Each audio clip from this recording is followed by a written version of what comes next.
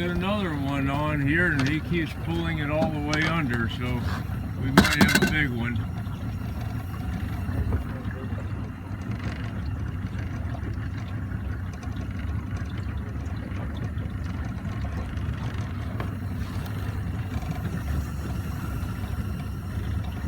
Can you see him there? You got him? Yes. Need help? Maybe. Yeah, we got a big 20-pounder here. Yeah, he's going to be a handful.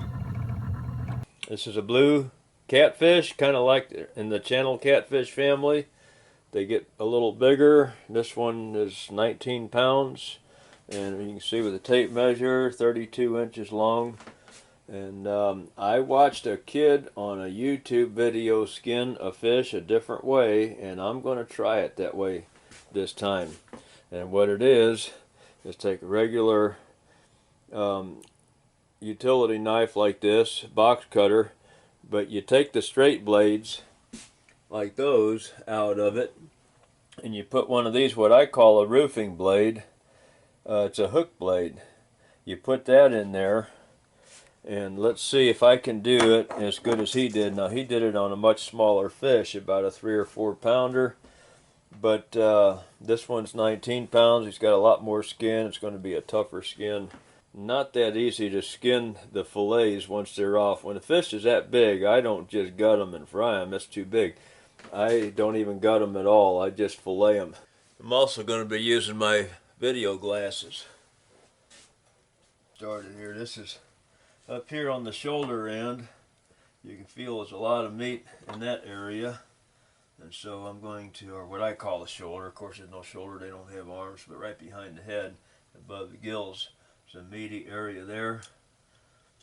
So I'm going to put my knife in there and then work myself around this dorsal fin, and then right down the back, right through the adipose fin and down to the tail.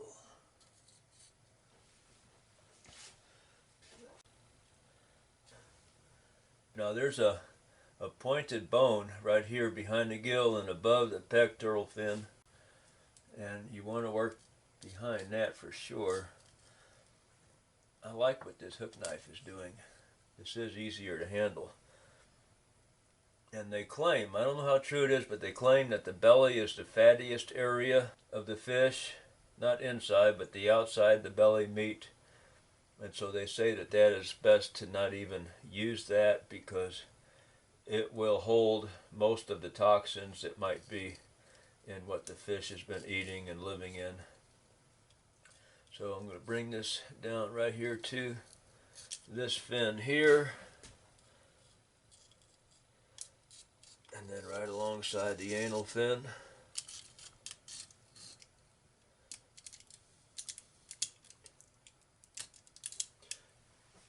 My pliers are small bite on them. I don't have skinning pliers. I'm going to try it.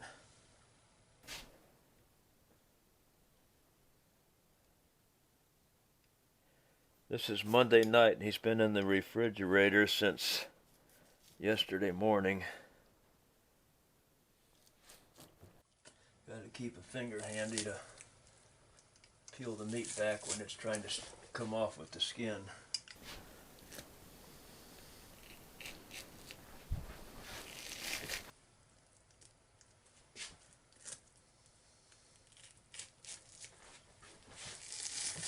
Yeah, we can get that in one big piece. Look at that.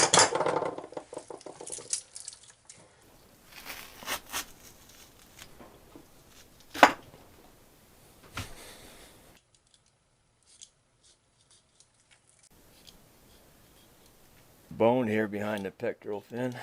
And I'm going to go right down this side of the anal fin. And then I'm going to cut me a line on this side of the adipose.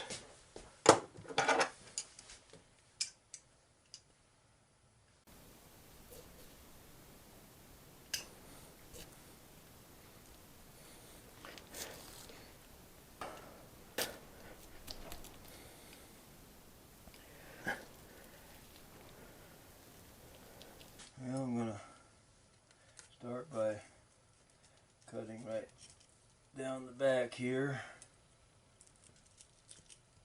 till I feel the ribs.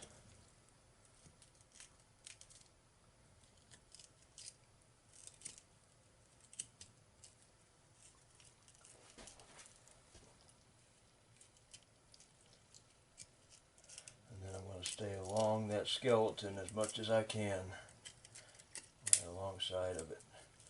Try to stay on my side of the bones.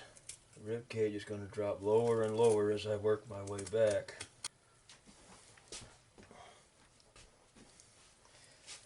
I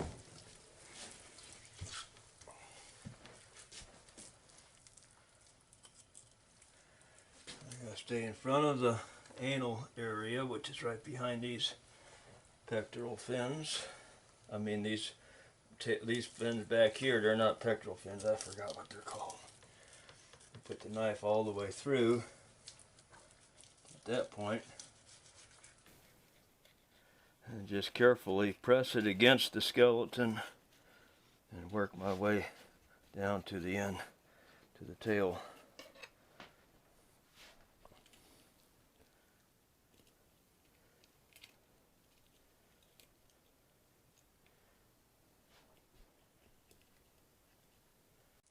Bone right in here. We're going to work around and get behind it. But if we do what a lot of people do, we're going to miss that big chunk of meat. They just cut from here right through down there and then they lose that. Well, especially on a large fish, there's a lot of meat up there and you don't want to do that.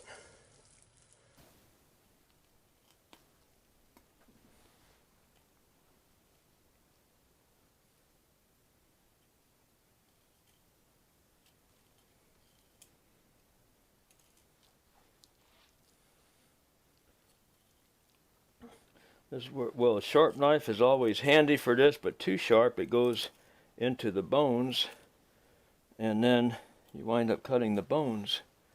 So you got to be careful. You don't want a knife that's too sharp and cut through the bones.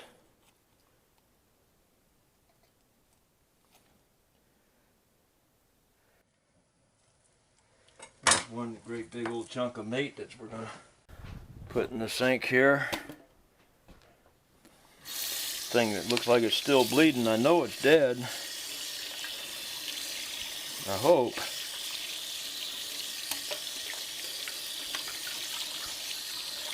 Normally the meat doesn't bleed like that when it's dead, but maybe it's not completely dead. It's been in there almost 2 days in the refrigerator. We'll have to soak that in water. We're going to cut that up in small pieces anyway. So now we got to get on this side and do the same thing over here.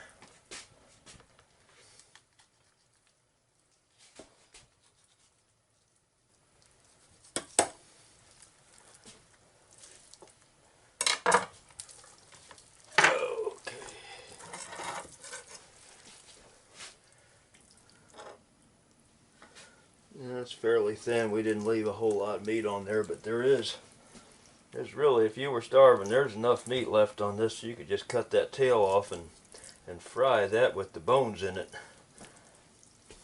and still get some meat out of it. I've been soaking this meat in cold water while I was cleaning up everything, because it is kind of bloody. They bleed a lot when they're alive, and I'm hoping it was dead. And when they're that big, sometimes they can live a pretty good while after they're out of the water, especially if they're kept cold.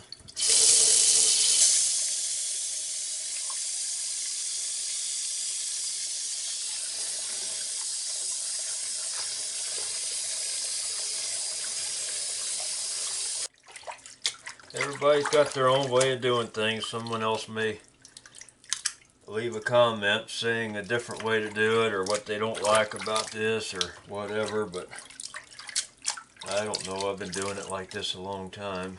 It works for me. Just rinse them off in cold water. Then I'm going to cut it up and make little easy fry size pieces. I'm not going to cook tonight, but I'll put most of it in the freezer, but I'll keep a couple pieces out and cook it tomorrow. I might tape that too. Okay, now I'm going to cut these in some fry size pieces. Don't really want them that thick, so I'm going to cut them in narrow strips.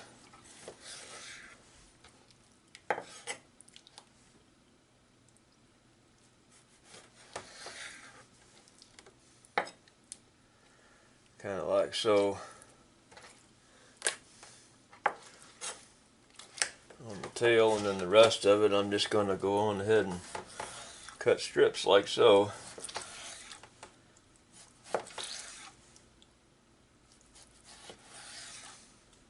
Did I say tail on that? I didn't mean to. That's a pretty good sized bowl of fish there. It's full. I don't know what it weighs, maybe 5 pounds. Out of a almost 20-pound fish, there's probably another pound or two in that tail, and then that skeleton if I was to save that and fry it up. But there's a lot of head and a lot of guts there. I guess that's it for the video on the on skinning and cutting up a large catfish. Thanks for watching.